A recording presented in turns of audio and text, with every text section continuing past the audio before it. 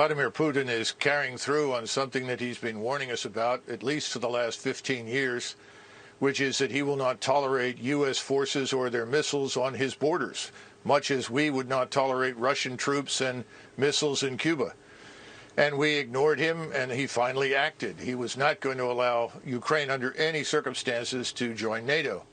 And what's happened now is that the battle in eastern Ukraine is really almost over.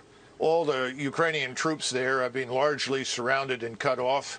You have a concentration down in the southeast of 30 to 40,000 of them. And if they don't surrender within the next 24 hours, I suspect that the Russians will ultimately annihilate them. That's why Zelensky is meeting with Putin's representatives right now. The game is over. We are imputing to him things that he does not want to do in our usual effort to demonize him and his country.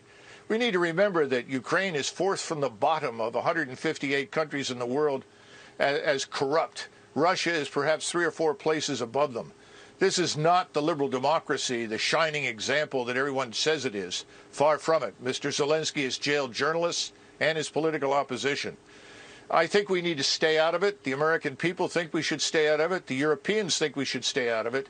And we should stop shipping weapons and encouraging Ukrainians to die in what is a hopeless endeavor.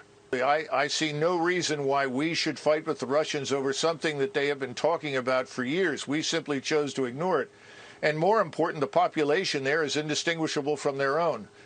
You know, the thing that's so disturbing is that on the one hand, we will not send our forces to fight, but we are urging Ukrainians to die pointlessly in a fight they can't win. We're going to create a far worse humanitarian disaster than anything you've seen thus far if it doesn't stop.